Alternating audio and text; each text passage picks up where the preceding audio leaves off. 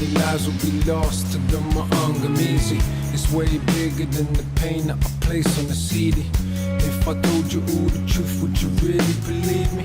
It's the Maangamizi. It's the Maangamizi. So Chihiro, I'm happy to have you here, and I would like to introduce you. So as an interdisciplinary artist and activist, you are focusing on restoring and restoring your relationship with the earth and with each other. You are the director of the Climate Justice documentary Radical Friends, and you have worked on audiovisual shorts for fossil-free culture, Code Rood, Shell Must Fall, Friends of the Earth and Greenpeace. So that's a lot. So you're quite already well known, I can imagine. You also created and produced installations for the exposition People-Powered Movement versus Shell in 2020. And you're also the co-founder of the Climate Liberation Bloc and of course Aralez. And your work currently exists of training, movements, organizing, public speaking, and writing. So happy to have you here, and I'm blessed to be here as your host. So you, of course, you have created this amazing team, the climate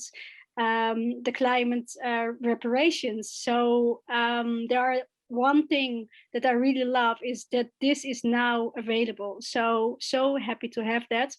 So you are questioning yourself, how do we articulate demands that remedy colonial climate disruptions and enables just transition processes? So that's like one of the questions I have. So it's a very nice starting point. And you will start this session with some historical perspectives on reparations and a call for historical culprits of climate disruption to pay its climate debt.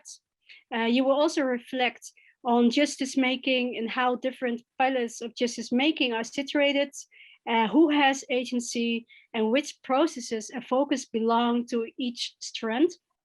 And you will also provide some examples of reparation justice struggles and where they stand now. And this is what I love. We will together close with imagining restorative justice together. So thank you so much for having this here. So please go ahead and make us very proud as Aralez. Hi, everyone. I'm so happy to see, well, not see you, but see your presence joining from Germany, Belgium, Mexico, and different places in the Netherlands. It's really lovely to have you here to talk about such an important topic and timely topic of climate justice and reparations. So I will start by sharing my screen and going through a slideshow, but please know that during this time that I'm talking, already you can ask questions in the chat that will be super helpful for when the introduction is done, because we like to have as much interaction as possible. So that would only make it more exciting, your questions. So I will start sharing now. Here have a presentation. Okay. So I always like to, I talk a lot about climate justice, and I'm starting to talk about reparations. And I like to start with the fact that even though we're talking about such a positive thing of collective healing and restoring from harm, we're still going to be addressing harm. So I want to give a trigger warning for dealing with explicit content such as ecocide and genocide, which is super heavy. So I really want to invite you, when emotions occur, whether that's sadness, anger, just a feeling of overwhelm, to really honor that emotional intelligence and do what you need to do to be okay, whether that is just really putting your hand on your tummy and taking some really deep breaths to feel what you need to feel, or just taking a step back and have a drink and just do what you need to do. So just inviting you to have feelings, and also if you don't have feelings, let's always question ourselves, like, how are we socialized to not have feelings when we're dealing with such tragic assault on life? Okay, let's dive in. Yes, click.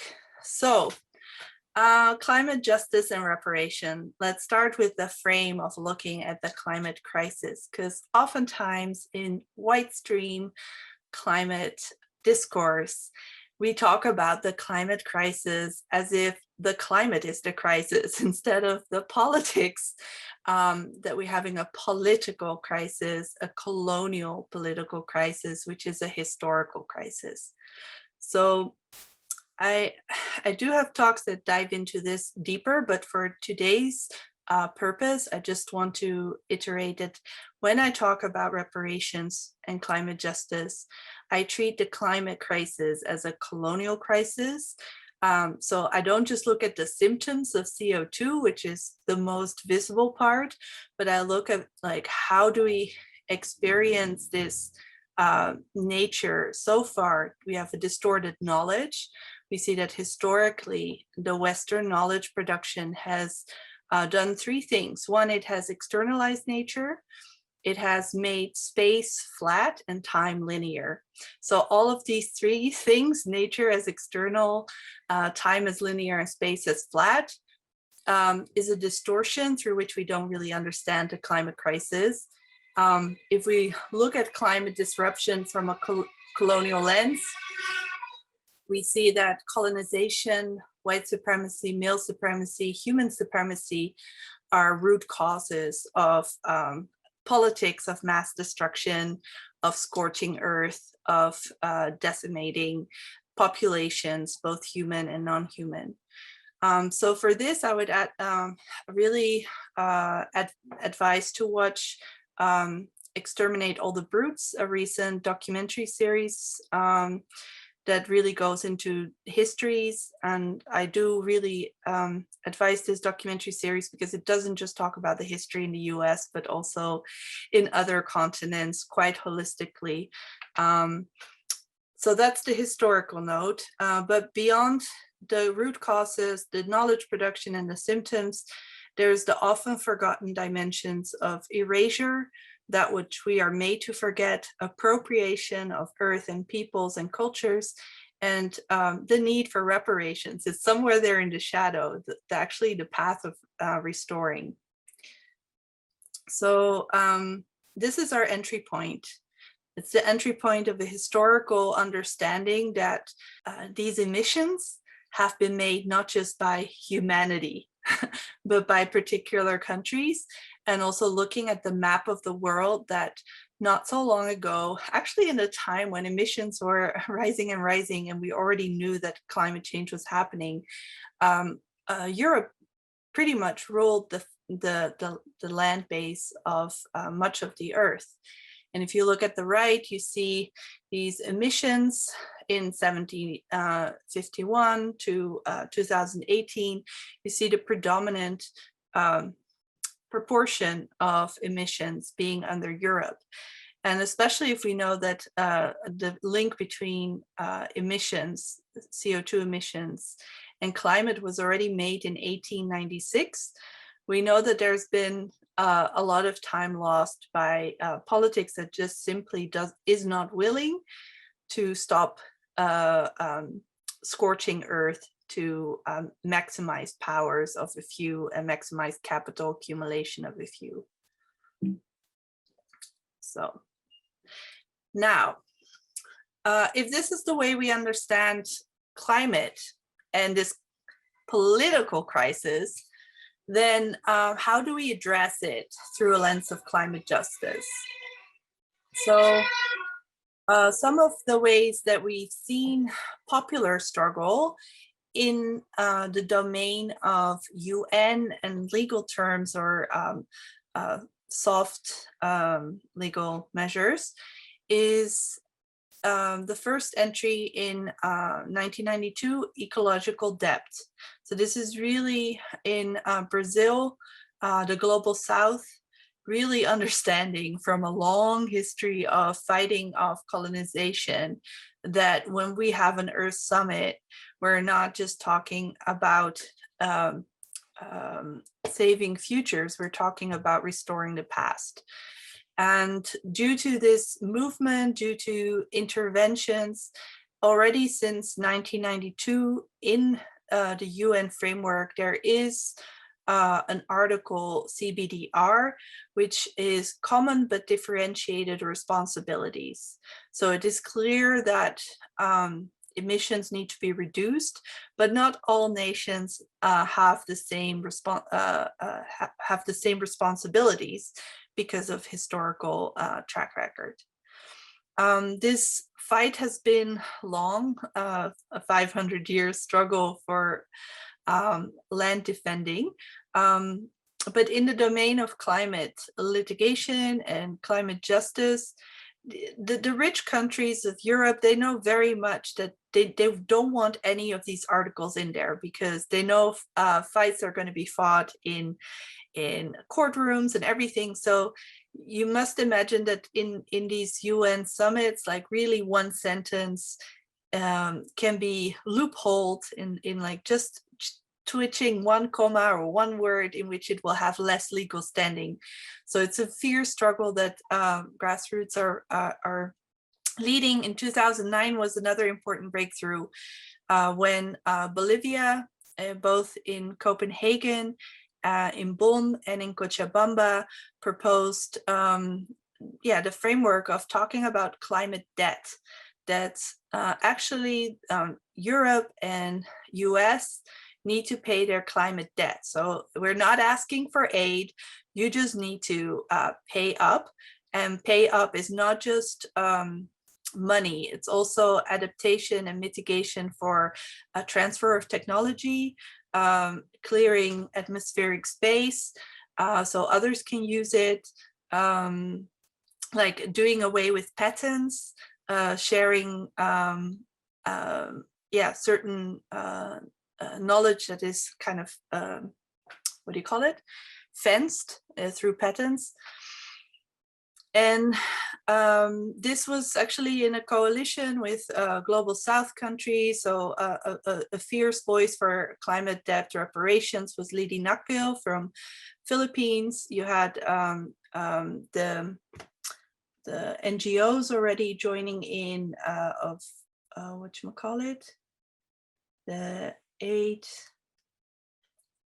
the Action 8, and James Hansen, NASA dude. He was actually a person who quantified this climate debt for the coalition. So he played a role in this as well. Recently, we see the conversation more had in terms of loss and damages. And here it's really important to understand that climate change is not something for saving the future, but really looking at the loss and damages that has already been made in the past century and before. Okay, moving on to reparations. So people often think with reparations in terms of financial compensation. But here, I would actually advise people to watch the full talk by Esther Sose, An Introduction to Reparations. I'm also very excited to say that Esther Sose, I think, will be with us soon in a decolonial learning session. So she will talk about her amazing expertise as a reparationist more. But for now, suffice it to say, we have to think of reparations in a wholesome, holistic way, where there's both restitution, rehabilitation, satisfaction, and guarantee of non-repetition. So below you see what that really means in legal terms, but especially guarantees of non-repetition means we will shut down mines because you're not allowed to pollute again, or we will have to do dam removal of rivers, in which also this should be led by people of indigenous nations if it's on their land, so they can do restorative land management and have decision power in all of these processes. Satisfaction is often associated with like renaming street names or curriculum. But yeah, recently there's been there's been a lot of dead bodies found in Canada by churches of stolen children. And there's been some churches that were burned down. And I think actually when we talk about climate justice, certain institutions, when you take them down, that's also part of satisfaction of actually making sure that institutional harms that have been over the centuries are not allowed to persist. Well, that's just my personal note. So reparations is nothing new. Now we have a lot of talk of reparations. Some of you may have heard about the US, who is in HR 40. We'll talk about that a little bit more later for colonial reparations, or decolonial reparations, I should say, because in the beginning, reparations was mostly associated with actually colonial reparations, where the colonists were being the receivers of so-called lost profit when slavery was formally ended. So one of the most notable reparations historically is the one that Haiti had to pay after they liberated themselves. So after a fierce struggle, shaking off French occupation, appropriation of their lives, their work, with 200,000 Haitian lives lost, they were charged under threat of a lot of military force to pay 90 million golden francs to France. And so this held them in a stranglehold for over 100 years. I think it took them 122 years to pay off reparations. The same we also see with Indonesia. Instead of Indonesia getting reparations for all the suffering they've been through, all the lost lives, all the stolen oil and other goods, they were made to pay, and their payments went on till 2002 to the Netherlands. Similarly, we should think of Shell in the 60s when they left Indonesia because of anti-Dutch sentiments and struggle. They sold their exploration rights of Indonesian oil for 110 million. So Indonesians had to pay for the right to mine their own oil. That's the colonial logic. So that's why it's really necessary we get some decolonial reparations. So to start with Haiti, they actually in 2004, Aristide, the president at the time, he charged France to pay up 21 billion, which is what their debt amounted to, that they had already paid France in modern days. Not long after, there was a military coup backed by the US, and he was disposed of. So yeah, reparation struggle is not always an easy struggle to fight. On the other hand, there's a long track record of war reparations. So there's World War I, the very well-known Treaty of Versailles, where Germany was literally marked for causing loss and damages in the treaty. So it's the same terminology that we use in climate justice.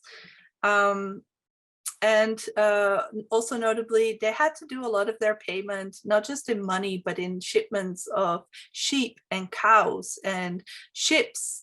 So there's like 120,000 sheep they had to pay to France, and like so many lost ships that they had to go to Britain. So here you also see that it's not just about, and that could be restitution because so many ships were lost. Or World War II, here the Netherlands also received reparations for forced labor by Japan on the Burma railway tracks. So here you see that stolen labor, kind of slave labor by the Dutch. They got reparations for it. But on the other hand, in Indonesia, they demanded reparations from the oppressed people. So it's very double standards. And also this goes back to recent days. Just in 2019, the Dutch train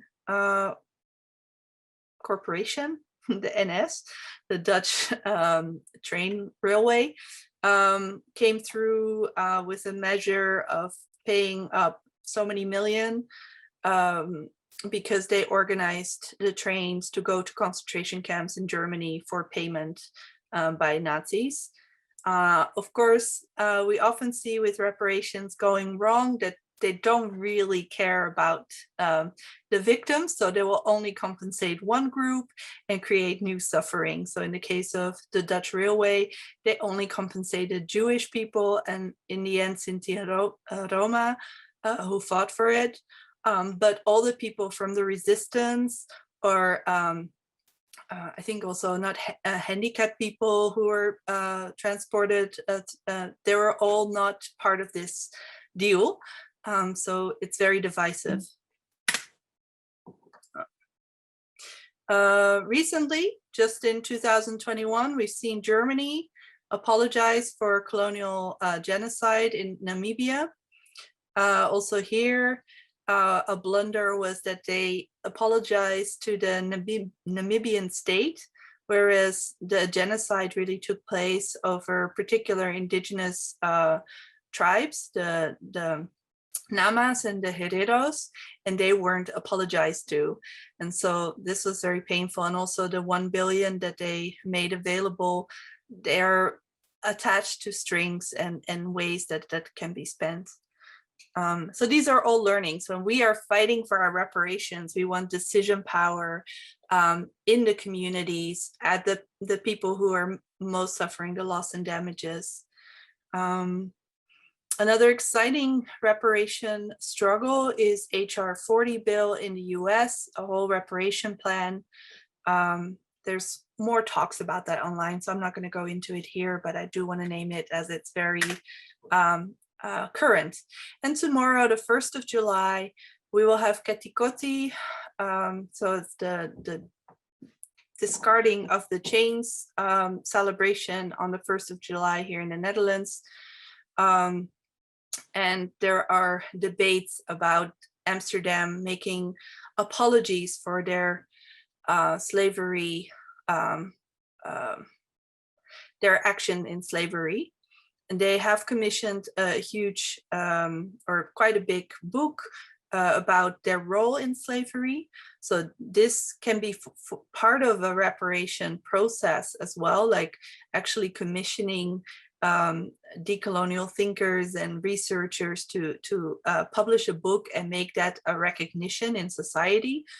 But then holding debates that say, should we apologize with a question mark, is of course also an incredible insult after you've just funded this research, and it's very condemning of the direct ties of Amsterdam and their governors in slavery. Okay. Of course, I am talking here tonight, but Esther also is really good in naming the fact that this is an old struggle for reparations, and there are many people, many ancestors that are here with us. So any victory that we will make in our lifetime, we will make many ancestors proud who've given their life for restorative justice.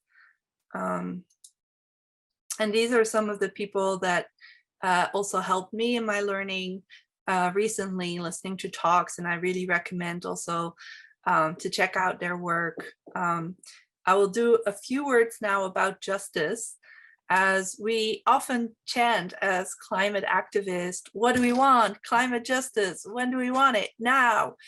But when you ask people, what does justice really mean, or climate justice really mean, the answers tend to be very fuzzy. Something about disproportionate harm and something about global south and meh.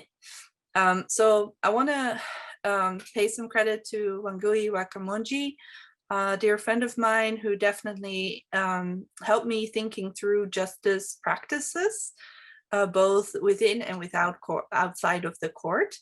She is a regeneration practitioner from Kenya, And so the following 2-3 slides, thinking through what do we mean when we are fighting for justice to begin with, are thanks to her. So it's about kind of unpacking different strands of justice making. So the form that we are most familiar with in our Western societies are punitive justice, where you end up with a verdict that is a punishment for the offender if they're found guilty. Another thing that we know is distributive justice, which is the state maybe intervening and doing welfare programs, or if they've been found guilty of something, that there's a fine, or yeah, that's actually punitive as well. But distribution is like helping some measures to help the disenfranchised without really dealing with the power to begin with. So it's helping a little bit, but not really changing the system. Restorative justice focuses not on the offender or the victim, but it focuses on relationship. And so this is a really rich realm that is not really practiced in Western societies. You find it in many indigenous cultures, that in indigenous courts as well, that you have peacemaking circles or kind of mediation in which the community plays an important role. And then there's generative justice, which is kind of preventive. And an example that I've learned about is actually thinking as generative justice as the milpa, which is a way of farming in Mexico, where you combine squash and beans and corn, and they each help, like 3 sisters, make a circle. And so it generates life instead of, and combining generative justice and restorative justice, you get regenerative justice. And this is a thing that Western society doesn't really know yet. So here you see punitive justice is mostly focused in state and nations, the same for distributive justice. But restorative justice goes into community, and generative justice is the combination of all of ecology and community together.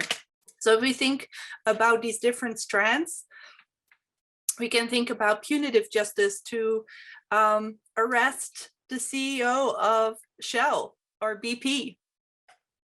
We can think about distributive justice in like assuring that there's like 10,000 green jobs in Nigeria of technology transfer when they've been affected and screwed over by Shell for forever.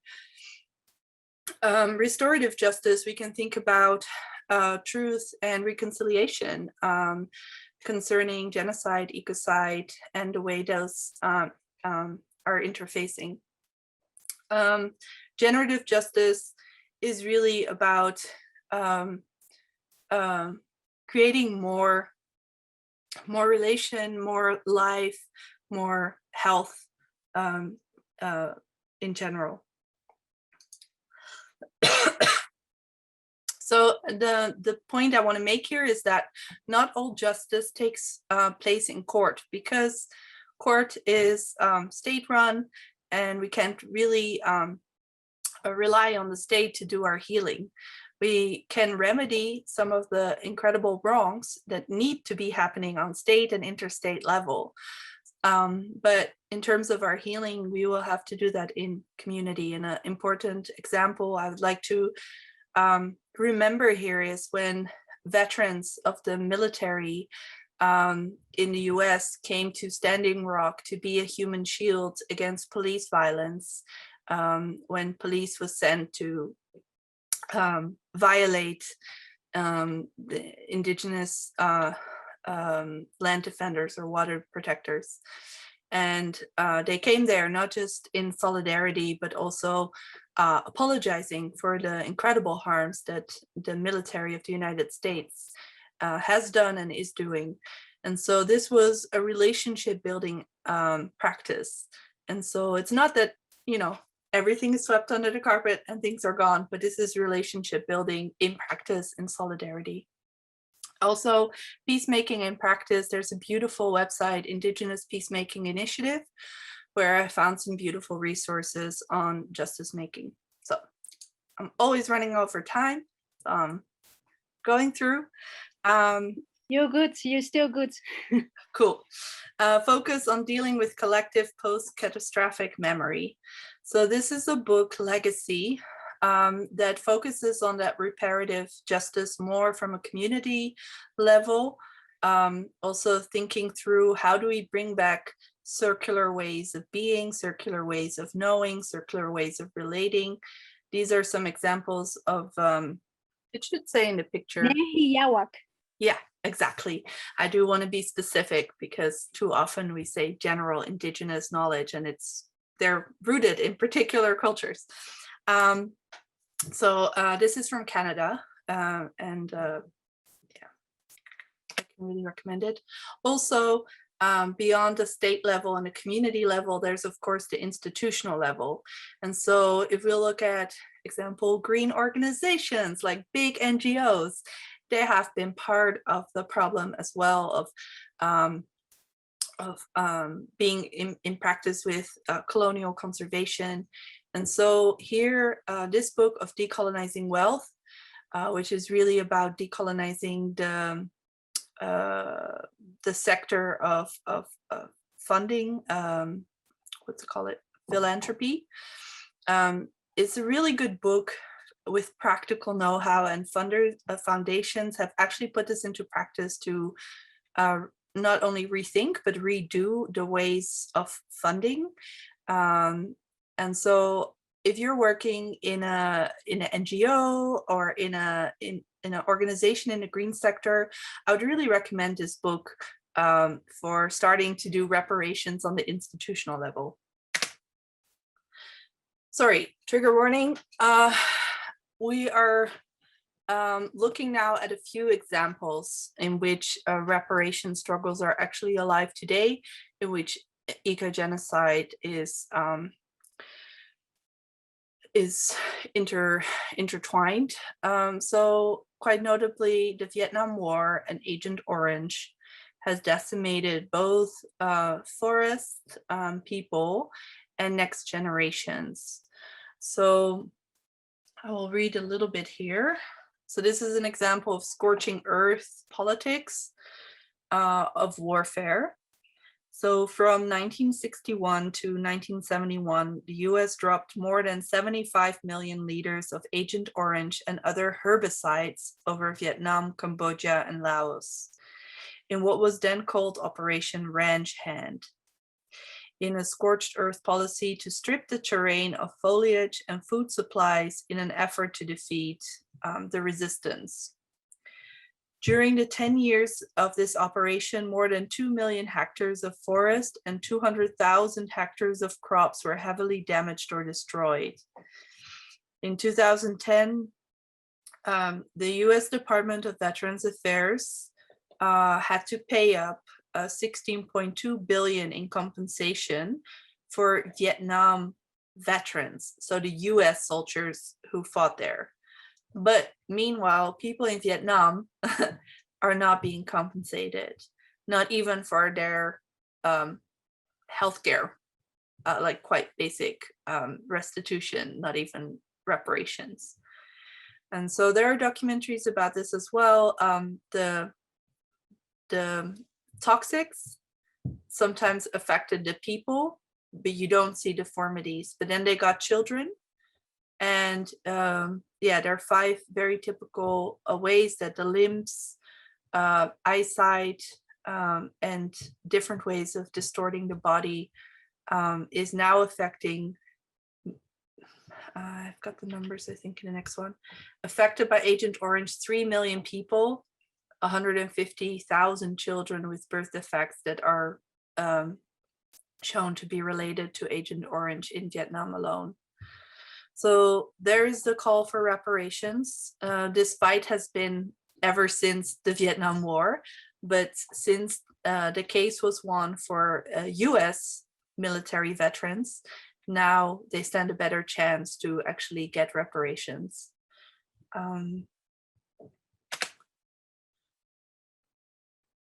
So many times people think of the environmental movement from the Western side, starting with Rachel Carson, who was also talking about Agent Orange, but then skip the part of, do we ever repair that harm?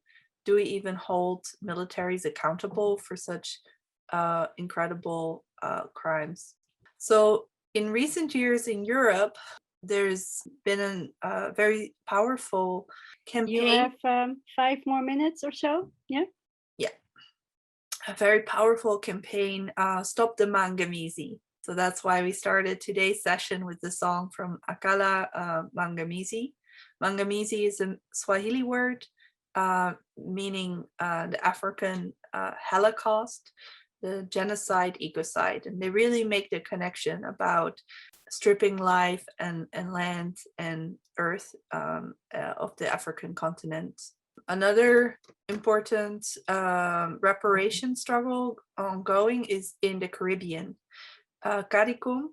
And while this is mostly articulated for colonial harm on a human level, the Caribbean really has a fight when it comes to environmental climate justice, because many of these islands are now increasingly experiencing hurricanes and other climate disasters, as well as rising sea levels, salination, so that's making salty water and water crisis, creating ecological disasters that are multi-billion also in per event. I hate to quantify disasters in economic terms, but this is just to give an indication of the size of havoc that they create.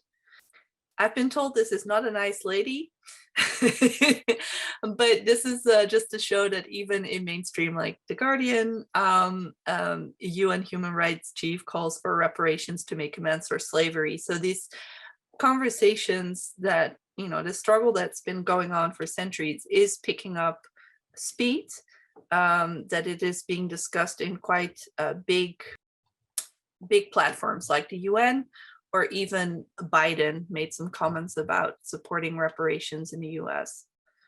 So these are not exactly revolutionaries. Finally, I think there's a case to be made for connecting the struggle in the US of reparations for racial zoning with mobility justice. This is a huge case. So recently, racial zoning reparations have been made in Evanston in the US. And here they're not waiting for reparations to be made for the colonial era, but they're looking at a very more recent time between 1919 and 1969. So this is more recent.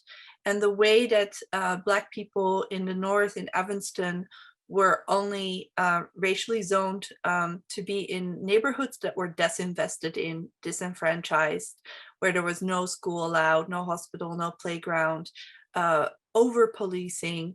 And still today you see the ramifications that the lives of Black people in the city are on average 13 years shorter than the lives of white people in this town. So the reparation program consists of a taxation, a sale taxation over cannabis. And this is really beautiful that it refers to also a historical harm, that cannabis has been used to jail a lot of Black people disproportionately. And now that cannabis is legalized, mostly white people are making money on it. So to tax that and use it for reparations in housing of Black citizens of the city is a beautiful initiative that shows historical remembrance. So I haven't thought this through all the way, but I think that racial zoning is really focused on the way that we are spatially harmed by colonialism, and mobility justice in the way that bordering, not just in neighborhoods or cities, happens on nation state level in colonialism, and is now increasingly a challenge for people who are losing home, like islands that are disappearing. I hope we can do some solidarity around that and make the connections between the bordering in cities or gerrymandering, and the bordering in nation states. This is from West Papua.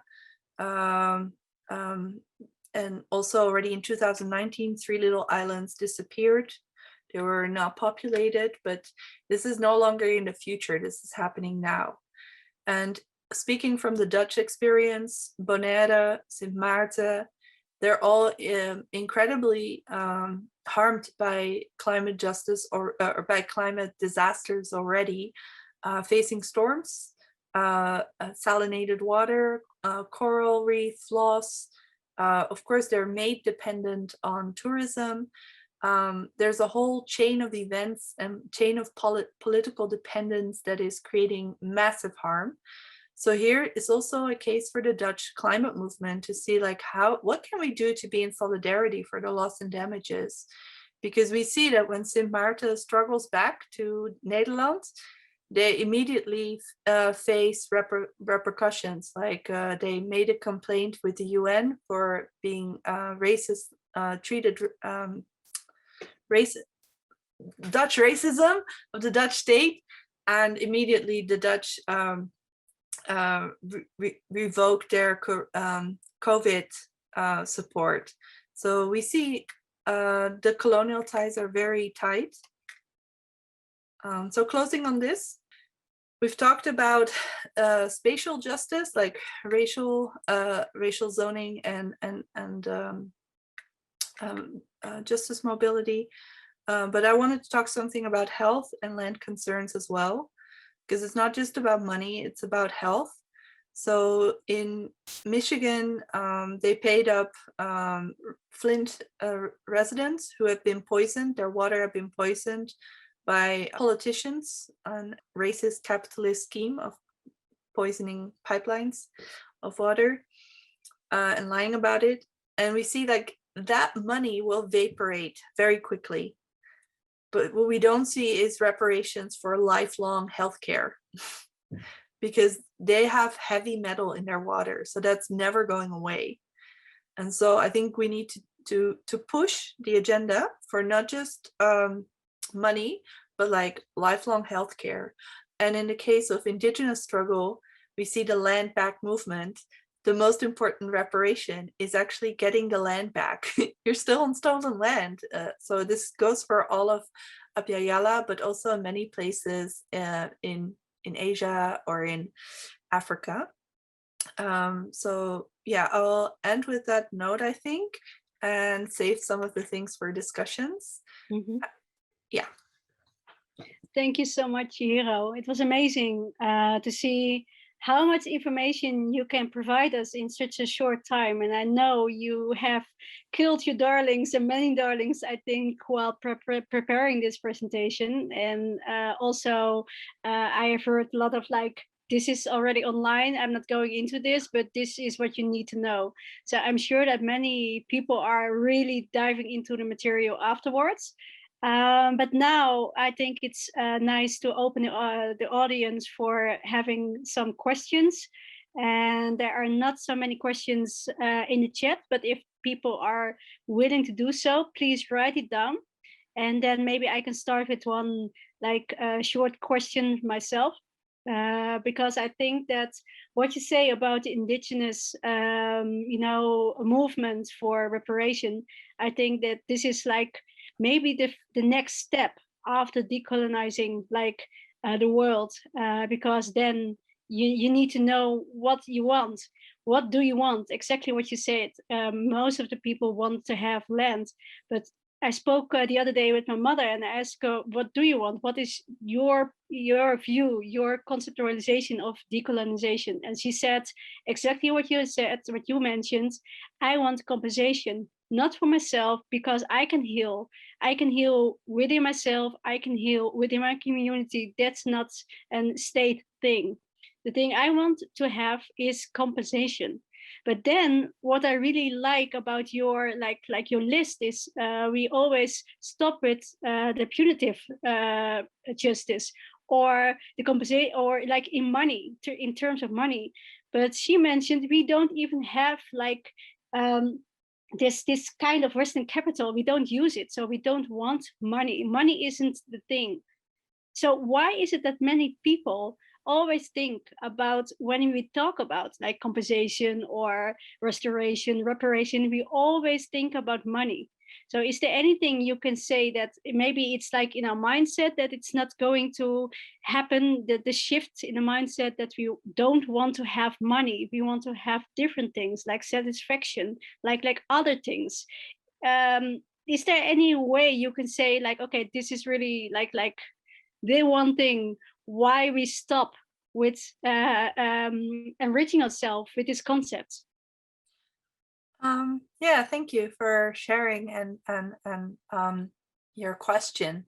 I think there are multiple layers to unpack that question. Very practical. I think people suffer generally from internalized capitalism. And what that does is that it quantifies the world. And capital and money is not the same.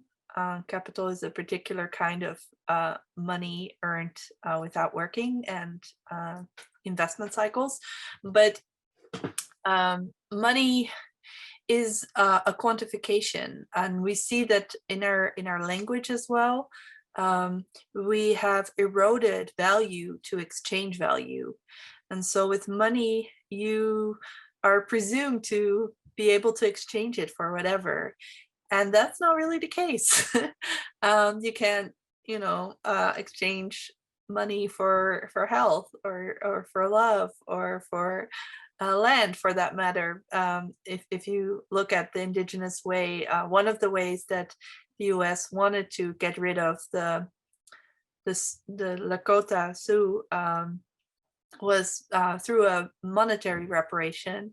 But that's not really a reparation because the land was never for sale. So they rejected it. And there's like 1.3 billion sitting somewhere in a bank account that they are like, we're not taking your money because we never put this for sale. So yeah, it's a clash of values for sure. And I think also an erosion of imagination, because this system wears us down in quantifications. Like even in environmentalism, we suffer from it so much to always talk about environmental protection in terms of quantification. Like the climate disasters cost so many 15 billion or something, or so much CO2 in the air. Like that really means something, where the real pain or the real joy is in other aspects of life that we are taught not to value as much. So I'm not sure that's a that's answer, really like, yeah, but it's I a really reflection. Yeah, but it's nice to have this kind of reflection. So I see that there are two questions now. First of all, many compliments. So that's on you. I see one question. I would love to know if you could share some links about decolonization frameworks, anti-racism framework that could be adapted to non-profit organizations. So that's really interesting. If you happen to have some. Yeah. So I'm inviting you, Awa, to maybe if you would like to provide more like information about your question, maybe that is helpful for Chihiro, maybe. So please do enter this conversation. Yeah, thank you very much. I'm really blessed and happy to see back my Chihiro. That is a very awesome colleague of mine. We had some struggles at Greenpeace, and I'm still in that stage in there. So yeah, I just wanted to, because there is a lot to digest, and there is a lot to do, especially when you are in a global environmental organization. So my take is this is a learning pathway, is a learning journey, and we all have a role to play, especially as part of the that generations that really bear those trauma from colonialism and so on. So I'm really happy to see if they are some frameworks that have been developed by indigenous that we could get inspired from and obviously adapt to our context? Thank you for asking that question. So I always advocate this book that I also had in the slide, the Decolonizing Wealth, also in Greenpeace, because it's so practical. You just have to do it. Like the first half is really going through the pain of being an Indigenous person within the what do you call it? The philanthropy sector, which is very much the same trouble that green NGOs have, like the saviorism. But we are the good guys. We're giving the money. How can we be a colonial problem? So he really takes a full circle through it, through experience, but then also breaking down how, as an organization, you can go through steps. And I think this is really the most practical book I encountered. Another thing I can recommend is the work of Eve Tuck. She wrote the very famous article with Yang and Tuck on decolonization is not a metaphor. And she has some talks I'm happy to share here in the chat or later after this talk. Also with how universities or NGOs have certain theories of change that are kind of colonial, like raising consciousness. And I found her work very interesting because it kind of operates from white innocence, like if only everybody knows. Well, as an Indigenous person, people have known for a long time, but you need to deal with power. And so I will definitely recommend her work. But then, of course, everything is different when you're hands-on. So it's helpful to read other people's struggles, other people's insights, but we still have to do the very difficult work in whatever institution we're in.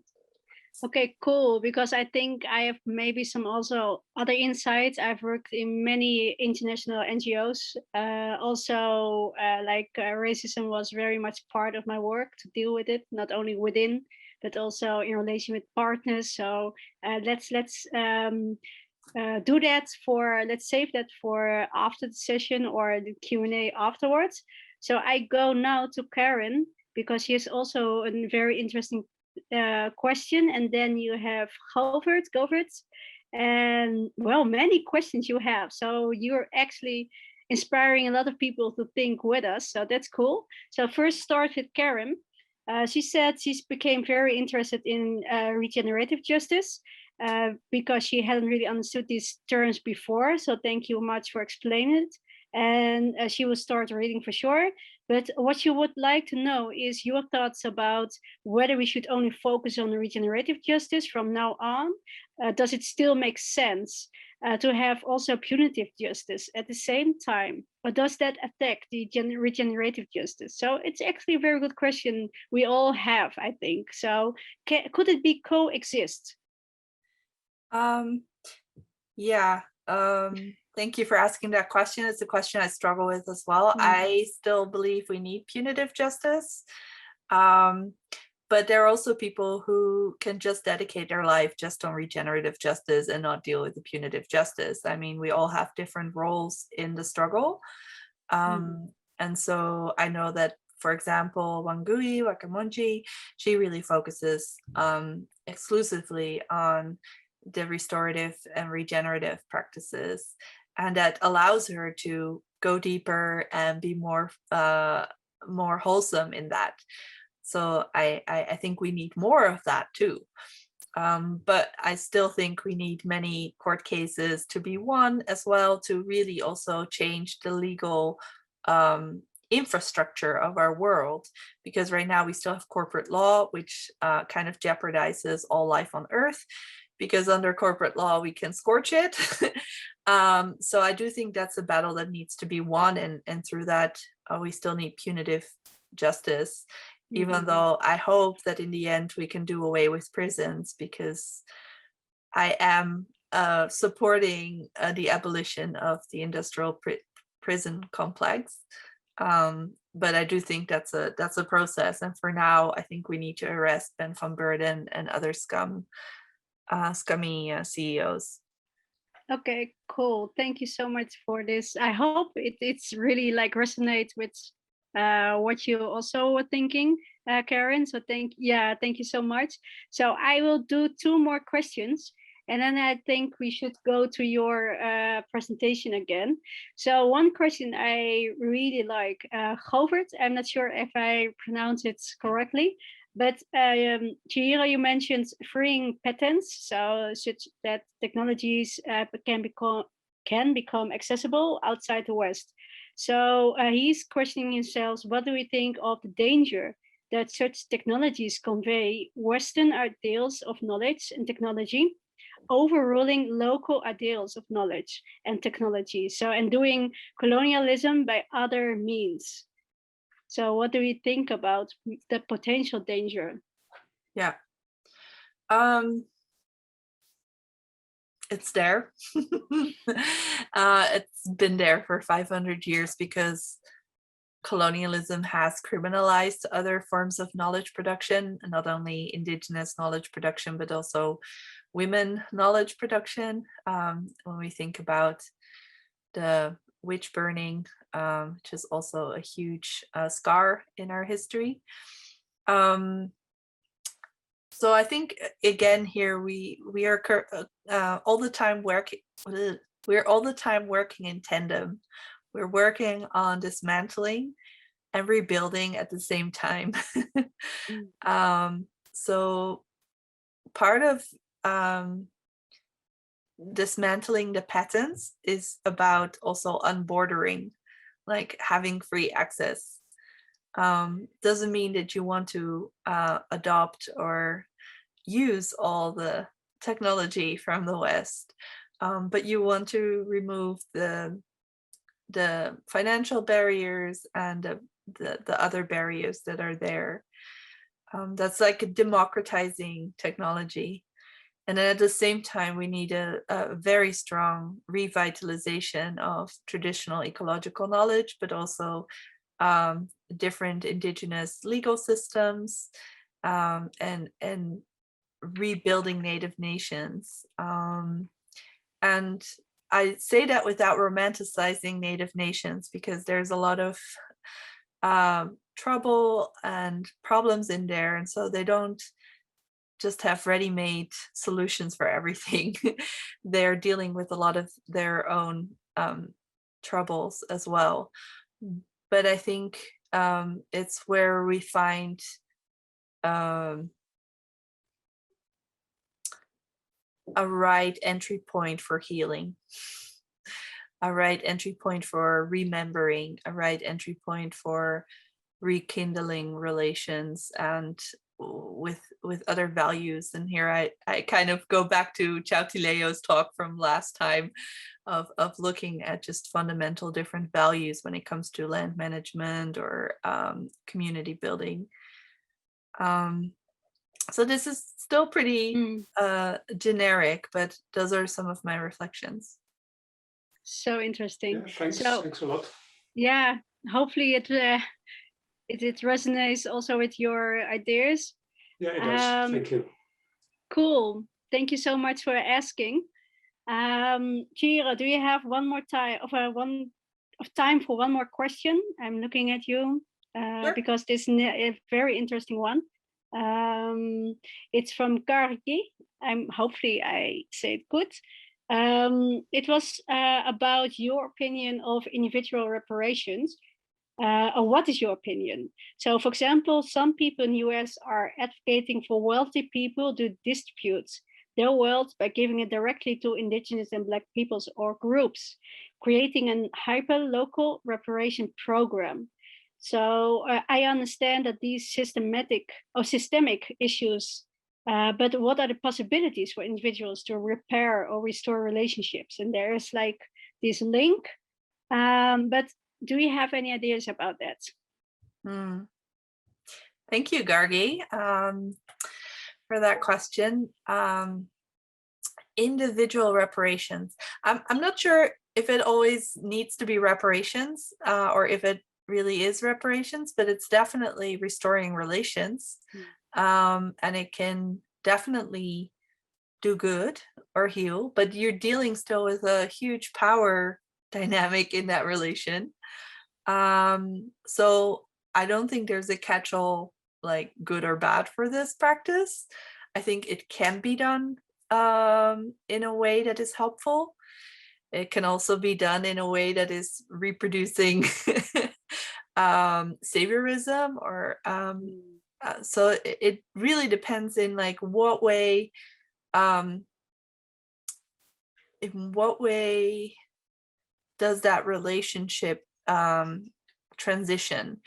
Reparation is also called transitional justice sometimes. So like how much does transition take place? And sometimes, you know, even if it's not transitional, it's still helpful. It's good to have some resources in the community. And sometimes it can also be very divisive because this community gets some and that community next door doesn't. And it actually creates more divisive colonial dynamics that we're also very familiar with. I do think one more thought on this question. This doesn't just, it's not just a case with individual reparations that we need to be very cautious, but also the way that the US kind of dominates the conversation on reparations this moment.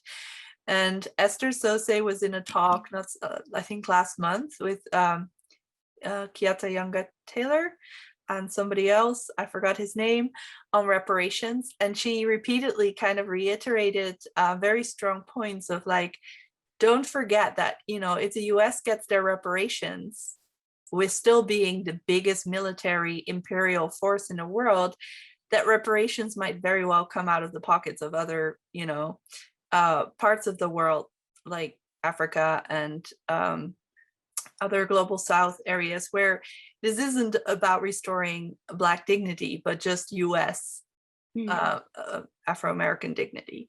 And so she really cautions against divide and conquer or reproducing the same colonial harms, also not just on the individual level, but on the nation state level, how the biggest imperial country in the world can maybe afford to do reparations, but still get its wealth through imperial trade and imperial warfare and appropriation. So I think, yeah, that's, I think Esther Sose has really strong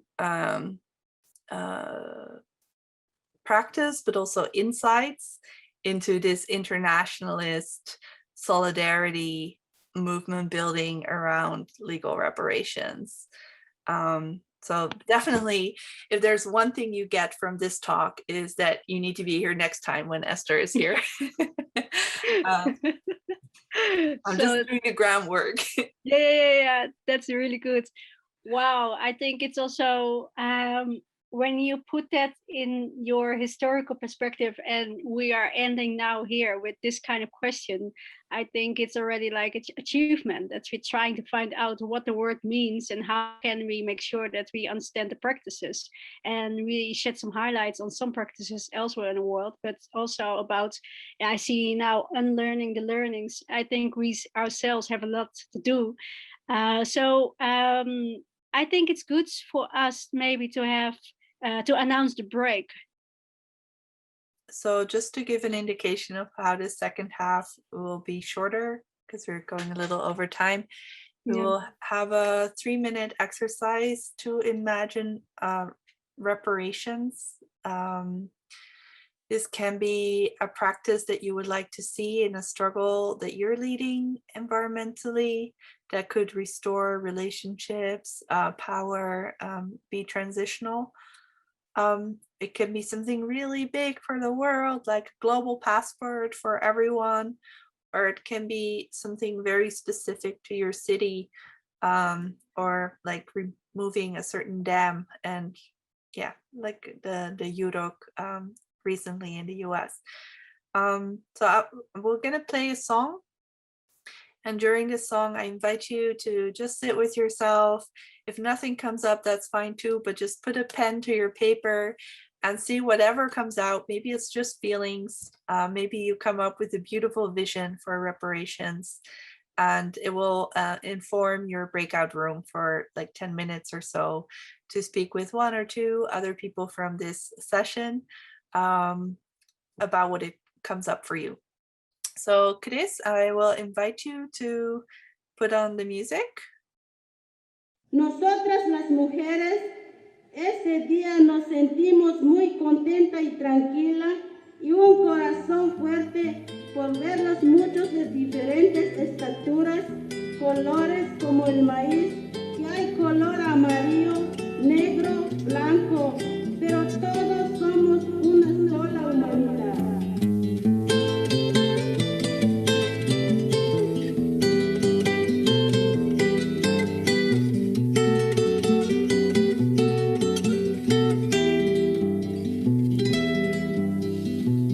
Ayer nació un caracol, un caracol de guerra, en plena selva madre del sur, con luz de luna llena.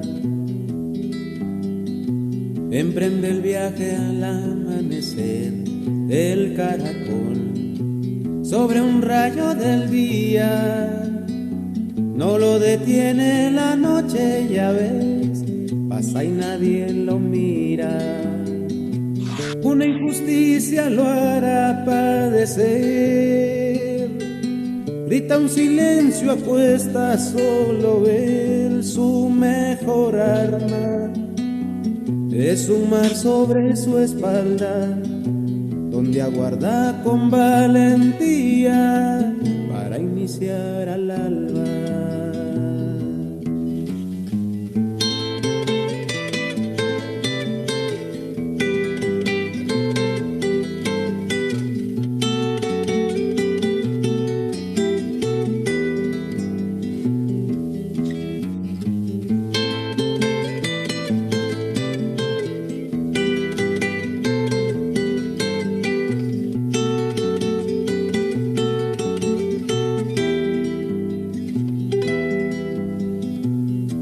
Montañas y el caracol, paso y casaca vienen, serio mirando al frente, va hacia el futuro, ¿quién lo detiene? Trae la muerte un paso atrás de él, muere callado y se oye puesto en pie, su mejor arma. De su mar es lo que queda, trae oído atento, sabrás, sigue cantando guerra. Ayer nació un caracol, un caracol de guerra.